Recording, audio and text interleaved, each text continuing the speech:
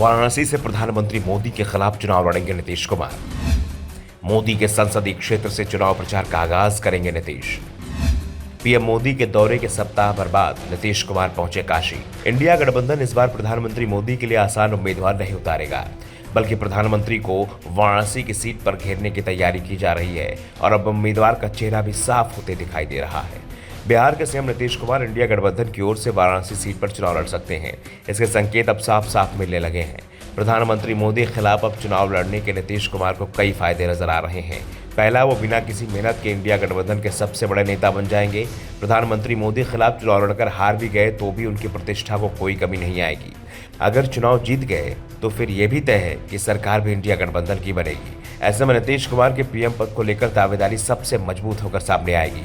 वैसे भी ये तय माना जा रहा है कि बिहार के सीएम के रूप में नीतीश कुमार अपनी अंतिम पारी खेल रहे हैं, इसलिए उनके टारगेट पर अब दिल्ली की कुर्सी है और नीतीश दिल्ली की सबसे बड़ी कुर्सी यानी प्रधानमंत्री पद पर निशाना साध रहे हैं। वैसे कांग्रेस पीएम पद किसी और दल के लिए छोड़ेगी, ये सवाल जरूर उठ सकता है, लेकिन नीतीश कुमार की पार्टी जेडीयू की ओर से जरूर नीतीश कुमार के लिए पीएम पद पर दावा ठोका जा रहा है और इस दावे को पुख्ता करने के लिए नीतीश को पीएम मोदी के खिलाफ वाराणसी चुनाव लड़ने की तैयारी चल रही है। इसके साथ ही यूपी में भी पार्टी को मजबूत बनाने का प्लान भी जेडीयू ने तैयार किया है। पार्टी अब पूरे यूपी में नीतीश कुमार की रैली कराने की तैयारी में है और इन रैलियों की शुरुआत प्रधानमंत्री मोदी के संसदीय क्षेत्र वाराणसी से हो रही है।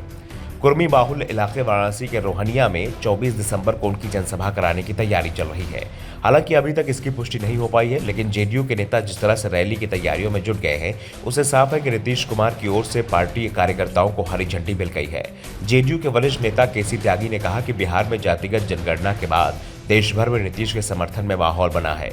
राजनीतिक ही नहीं बल्कि सामाजिक संगठनों से जुड़े लोग भी अब राज्यों में नीतीश कुमार को आमंत्रित कर रहे हैं। सीएम ने यूपी और झारखंड में रैली के लिए सहमति दी है।